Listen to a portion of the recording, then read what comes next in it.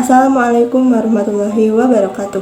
Halo semuanya, perkenalkan nama saya Chani Agnia Cahyani dengan nomor pokok mahasiswa 242151111035. Saya dari jurusan Pendidikan Matematika, Fakultas Keguruan dan Ilmu Pendidikan Universitas Siliwangi. Video ini dibuat untuk memenuhi salah satu tugas mata kuliah teori bilangan dengan dosen pengampu Bapak Dedi Nurjamil Doktorandas MPD. Jadi, pada video kali ini saya akan melanjutkan pembahasan tentang turunan fungsi trigonometri, yaitu pada bagian ketiga, yaitu sifat-sifat dari turunan fungsi trigonometri tentang aturan perkalian.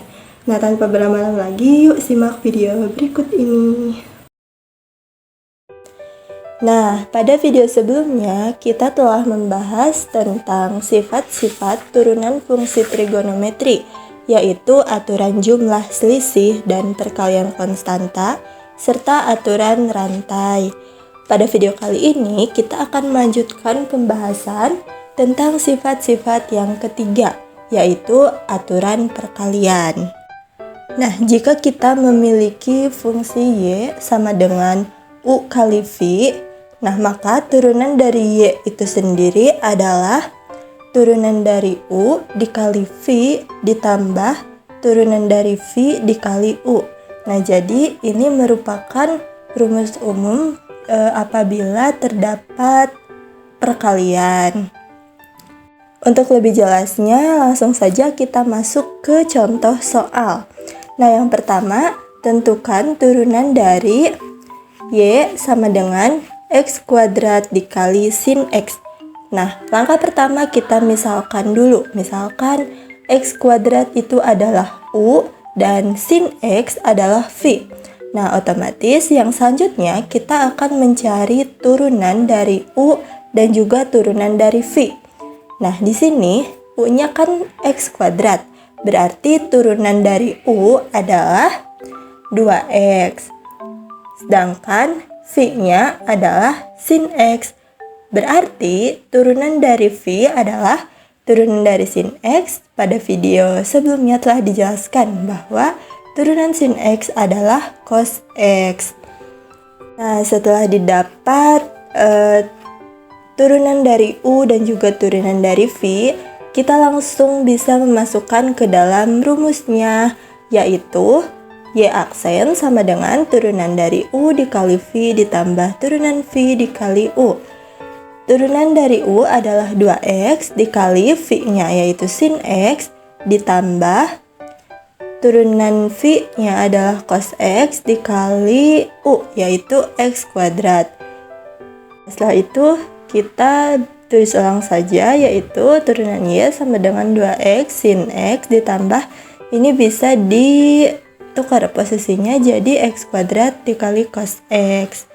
Nah, itu untuk contoh soal yang pertama, yang A.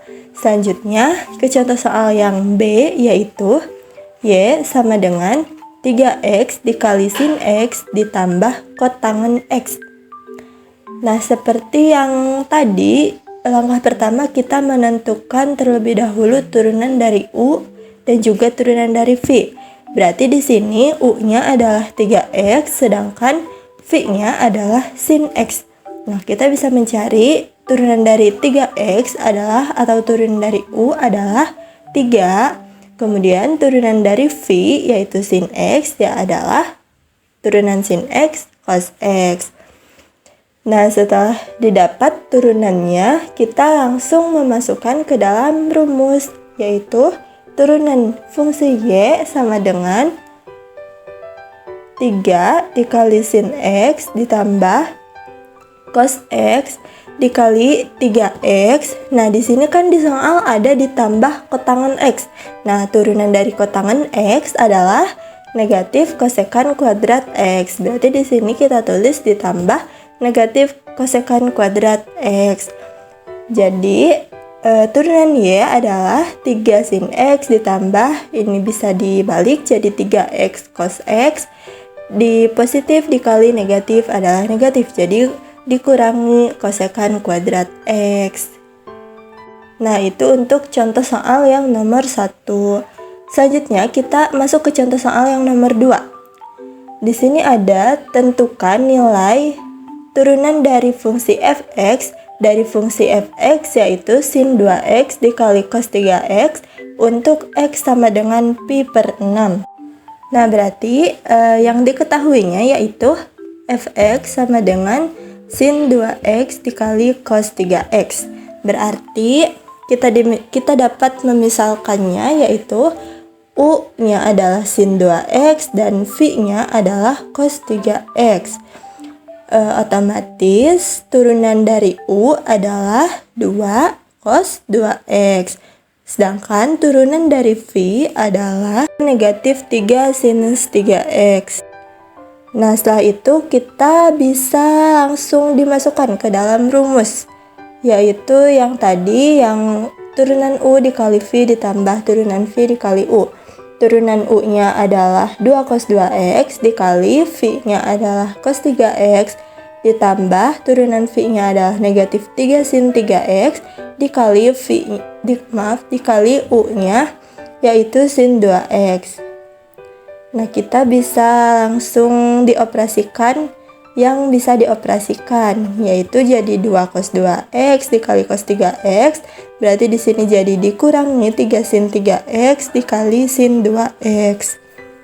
Nah, ini kan di soal itu terdapat pertanyaan yaitu untuk x sama dengan pi per 6.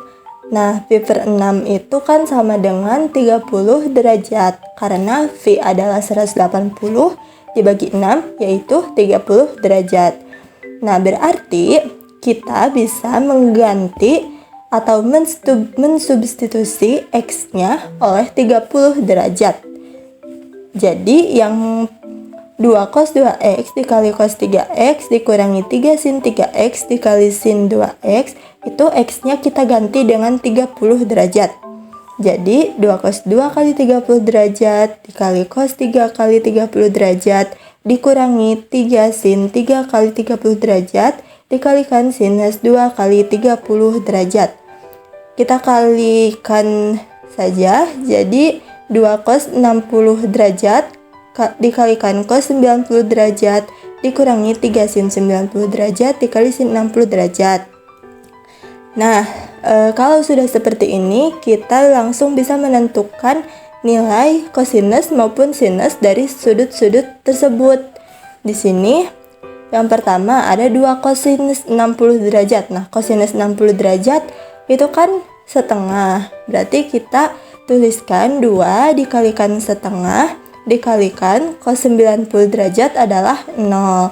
Kemudian dikurangi 3 sinus 90 derajat adalah 1. Jadi 3 dikalikan 1, kemudian dikalikan sinus 60 derajat adalah setengah akar 3. Jadi 3 dikali 1 dikalikan 1 per 2 akar 3.